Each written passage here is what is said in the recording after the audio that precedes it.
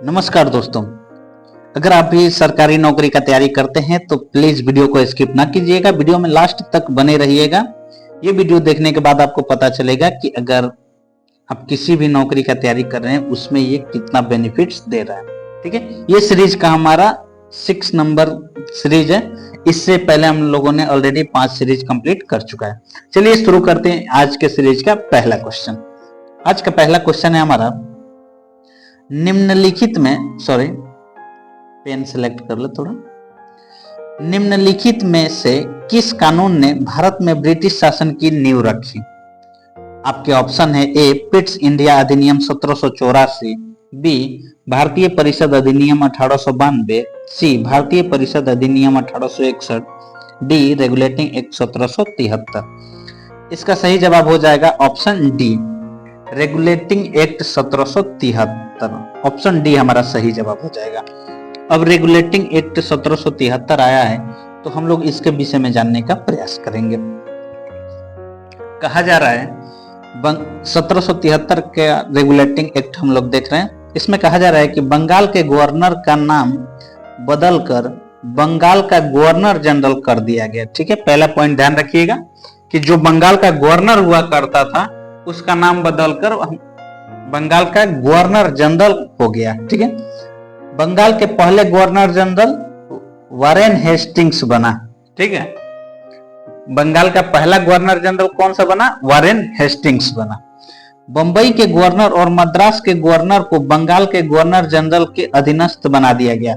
यानी कि जो पहले 3 प्रांत हुआ करता था, कौन कौन सा? बंगाल, मद्रास और बंबई।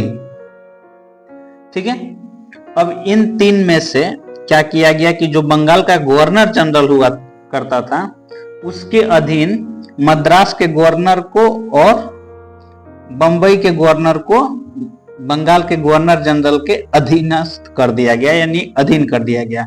यानी बंगाल के गवर्नर जनरल के अंडर में मद्रास और बंबई के गवर्नर हो गए। ठीक है, चलिए अगला पॉइंट बोला जा रहा है 1773 के रेगुलेटिंग एक्ट के अनुसार कलकत्ता में सर्वोच्च न्यायालय की स्थापना की गई। और कब की गई थी? तो 1774 में। ये पॉइंट भी ध्यान रखिएगा क्योंकि ये चीज पूछा जाता है। इसमें एक मुख्य न्यायाधीश और 3 अन्य न्यायाधीश होते थे।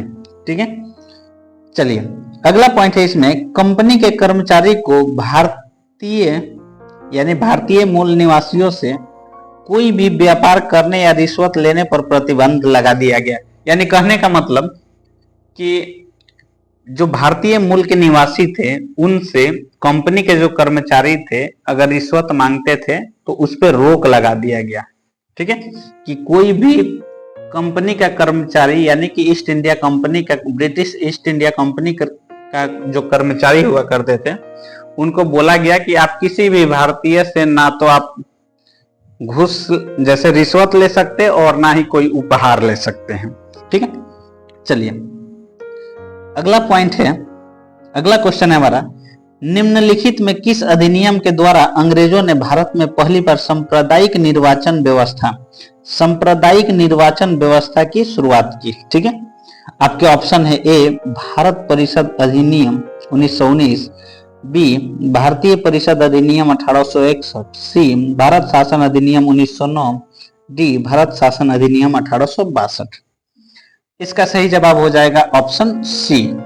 ऑप्शन सी भारत शासन अधिनियम 1909 हमारा ऑप्शन सी सही हो जाएगा।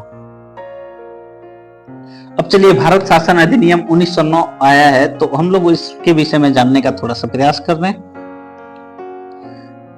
कहा जा रहा है कि इसने यानी कहने का मतलब कि भारत शासन अधिनियम 1909 के विषय में कहा जा रहा है कि इसने पहली बार वायसराय और गवर्नर की कार्यकारी परिषदों में भारतीयों के शामिल होने का प्रावधान किया। ठीक है, भारत शासन अधिनियम जो 1909 आया उसमें ये चीज देखने को मिला कि पहली बार गवर्नर जनरल की कार्यकारी परिषदों में भारतीयों को शामिल किया गया। सत्येंद्र प्रसाद सिन्हा वायसराय की कार्यकारी परिषद में शामिल होने वाले पहले भारतीय बने। ये पॉइंट नोट कर लीजिएगा VVI में। सत्येंद्र प्रसाद सिन्हा वायसराय यानी कि जो ब्रिटिश वायसराय हुआ करते थे उनके कार्यकारी परिषद में शामिल होने वाले पहले भारतीय बने। उन्हें विधि सदस्य के रूप में नियुक्त किया गया। ठीक है, इतना पॉइंट ध्यान रखिएगा। अगला पॉइंट कहा जा रहा है, इसने पृथक निर्वाचन मंडल की अवधारणा को स्वीकार करके मुसलमानों के लिए सांप्रदायिक प्रतिनिधित्व की प्रणाली शुरू की। इसके तहत मुस्लिम सदस्यों को केवल मुस्लिम मतदाताओं के द्वारा ही चुना जाना था। इस प्रकार अधिनियम ने सांप्रदायिकता को वैधानिक बना दिया और लॉर्ड मिंटो को सांप्रदायिक निर्वाचक मंडल का जनक कहा जाने लगा। ठीक है, तो ये पॉइंट जरूर नोट कर लीजिएगा कि कभी कभी क्वेश्चन ये पूछा जाता है कि सांप्रदायिक निर्वाचक मंडल का जनक किसे कहा जाता है, तो लॉर्ड मिंटो को ध्यान रखिएगा। ठीक है, चलिए अगला पॉइंट कहा जा रहा है इसमें, लॉर्ड मिंटो भारत का वायसराय तथा जॉन मार्ले भारत का सचिव के रूप में नियुक्त किया गया था। ठीक है, जो लॉर्ड मिंटो था ये भारत का वायसराय था और जॉन मार्ले जो था वो भारत का सचिव था 1909 के भारत शासन अधिनियम के समय में। अगला क्वेश्चन है हमारा, भारत शासन अधिनियम 1919 मुख्यतः किस पर आधारित था? आपके ऑप्शन है ए मॉन्टेग्यू चेम्सफोर्ड सुधार अधिनियम, B Ramsay MacDonald award, C Nehru report, D Morley Minto सुधार। इसका सही जवाब हो जाएगा आपका ऑप्शन ए। ऑप्शन ए हमारा सही हो जाएगा, मॉन्टेग्यू चेम्सफोर्ड सुधार अधिनियम पर यह आधारित था। अब मॉन्टेग्यू चेम्सफोर्ड सुधार अधिनियम आया तो हम लोग इसके विषय में थोड़ा सा जानेंगे। इस अधिनियम को मॉन्टेग्यू चेम्सफोर्ड सुधार अधिनियम के नाम से भी जाना जाता है, यानी कि 1919 का जो अधिनियम था, 1919 का जो भारत शासन अधिनियम था उसको हम लोग मॉन्टेग्यू चेम्सफोर्ड सुधार अधिनियम के नाम से भी जाना जाता है, क्योंकि इस अधिनियम के पारित होने के समय लॉर्ड मॉन्टेग्यू भारत सचिव तथा लॉर्ड चेम्सफोर्ड वायसराय था। ठीक है, क्यों कहा गया उसको मॉन्टेग्यू चेम्सफोर्ड सुधार अधिनियम? क्योंकि उस समय में लॉर्ड मॉन्टेग्यू जो था भारत सचिव था और लॉर्ड चेम्सफोर्ड जो था वायसराय था।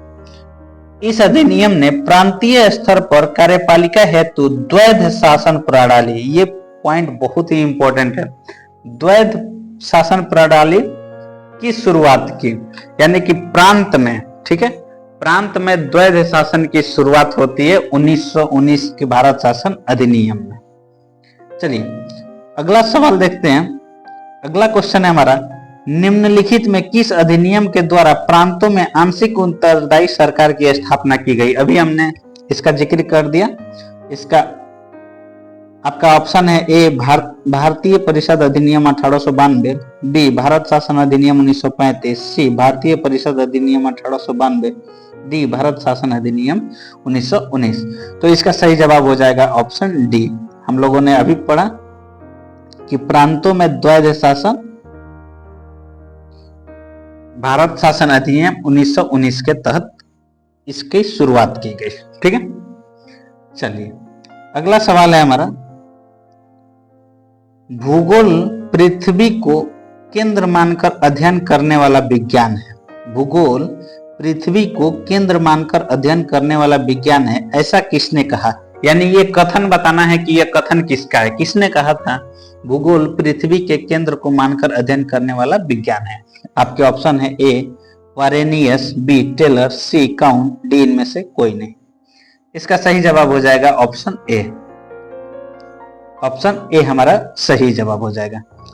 अगला सवाल है हमारा, नॉर्वे में अर्धरात्रि के समय सूर्य कब दिखाई देता है? यानी कि डेट बताना है, डेट इसमें बताना है। आपके ऑप्शन है ए 12 अगस्त, बी 21 जून, सी 21 जुलाई, डी 21 मार्च। इसका सही जवाब हो जाएगा ऑप्शन बी, यानी कि नॉर्वे में 12 बजे रात में लगभग सूर्य दिखाई देता है। कब? 21 जून को। आइए थोड़ा सा मैं इसके विषय में बता दूं। नॉर्वे को कंट्री ऑफ मिडनाइट सन भी कहा जाता है। नॉर्वे में 40 मिनट की रात होती है। रात के 12:40 बजे सूरज डूब जाता है और फिर ठीक 40 मिनट बाद लगभग 1:30 यानी 1:30 बजे सूर्योदय हो जाता है। नॉर्वे में 21 जून को 40 मिनट की रात होती है, ठीक है। नॉर्वे में मात्र 40 मिनट की रात होती है 21 जून को। इस शहर में होती है यानी 40 मिनट की रात नॉर्वे में, यानी कि लोग दिन में घूमने जाते हैं 40 मिनट के लिए। देखिए यहाँ पे देख रहे हैं कि सूरज ढल रहा है, 40 मिनट में ही सुबह हो जाता है। चलिए अगला सवाल है हमारा, पानी से भरे बाल्टी की गहराई कम दिखती है, इसका कारण क्या है? आपके ऑप्शन है ए परावर्तन, बी अपवर्तन, सी परावर्तन और अपवर्तन, डी इनमें से कोई नहीं। इसका सही जवाब हो जाएगा ऑप्शन बी अपवर्तन, यानी प्रकाश की अपवर्तन के कारण बाल्टी में अगर पानी भरा है तो हम लोग उसमें जब देखेंगे तो बाल्टी का जो पेंदी होता है वो उठा हुआ प्रतीत होता है, ठीक है। चलिए अगला सवाल है हमारा 8 नंबर, सामान्य नेत्र की रेटिना पर बनने वाला प्रतिबिंब होता है, यानी कि रेटिना पर जो हमारा आंख होता है, हमारा जो रेटिना है, तो इस रेटिना पर जो प्रतिबिंब बनता है वो किस प्रकार का बनता है? आपके ऑप्शन है ए आभासी और सीधा, बी वास्तविक और सीधा, सी वास्तविक और उल्टा, डी आभासी और उल्टा। तो इसका सही जवाब हो जाएगा ऑप्शन सी वास्तविक और उल्टा। एक चीज ध्यान रखिएगा कि जब भी कोई प्रतिबिंब वास्तविक बनता हो तो वो उल्टा पक्का होगा, अगर वास्तविक बन रहा है तो वो उल्टा पक्का होगा, और काल्पनिक बन रहा है तो वो सीधा होगा, ठीक है। ये पॉइंट जरूर ध्यान रखिएगा। अब आइए थोड़ा सा मैं इसके विषय में आपको बता दूं कि देखिए ये एक व्यक्ति है, यहां से ये देख रहा है, हम लोग जैसे देखते हैं यहाँ पे हमारा जो आंख है, ये आंख इस व्यक्ति को देख रहा है, ये हमारा आई है, ये हमारा आंख है, ठीक है। और यहाँ से हम किसी व्यक्ति को देख रहे हैं, खड़ा व्यक्ति को देख रहे हैं। देखने के बाद क्या होता है कि ये हमारा रेटिना है, तो इस आदमी जो ऐसे खड़ा है इसका प्रतिबिंब देखिए यहाँ पे बना हुआ है, ऐसे उल्टा बनता है, रेटिना पर उसका प्रतिबिंब उल्टा बनता है। तो रेटिना के पीछे हम लोग का यहाँ पर देखिए यहाँ पे लगा है ऑप्टिक नर्व्स। थोड़ा सा मैं मिटा दूं आपको शायद समझ में। ओहो, यहाँ पर देखिए यहाँ पे लिखा है ऑप्टिक नर्व्स। ओ सॉरी, तो यहाँ पे एक ये लेंस की भांति काम करता है। तो ये जो उल्टा प्रतिबिंब बना है इसको मस्तिष्क तक पहुंचाने में हमको सीधा कर देता है। ये जो नर्व्स है इसको सीधा प्रतीत करके हमको हमारे मस्तिष्क को भेजता है, तो इसीलिए हम लोग को कोई भी चीज सीधा दिखाई देता है, लेकिन हमारे रेटिना पे जो प्रतिबिंब बनता है वो उल्टा बनता है। चलिए अगला क्वेश्चन है हमारा, कंप्यूटरों में प्रयुक्त आईसी चिप बनते हैं। आपके ऑप्शन है ए क्रोमियम से, बी आयरन ऑक्साइड से, सी सिल्वर से, डी सिलिकॉन से। देखिए ये आईसी चिप है, ठीक है, इसका फोटो आप लोग देख पा रहे हैं। तो इसका सही जवाब बताना है कि ये आखिर किससे बनते हैं। तो इसका सही जवाब हो जाएगा ऑप्शन डी, यानी कि सिलिकॉन से बनते हैं। चलिए अगला सवाल है हमारा, उपभोक्ता अधिकार दिवस कब मनाया जाता है? आपके ऑप्शन है ए 17 मार्च, बी 15 मार्च, सी 19 अप्रैल, डी 22 मार्च। इसका सही जवाब हो जाएगा ऑप्शन बी, यानी कि 15 मार्च। उपभोक्ता अधिकार दिवस कब मनाया जाता है? 15 मार्च को मनाया जाता है। अगर ये वीडियो आप लोग को अच्छा लगा हो तो प्लीज वीडियो को लाइक, चैनल को सब्सक्राइब जरूर कर लीजिएगा, बेल आइकन को प्रेस कर लीजिएगा ताकि जब भी वीडियो अपलोड करें उसका नोटिफिकेशन आप तक पहुंच जाए।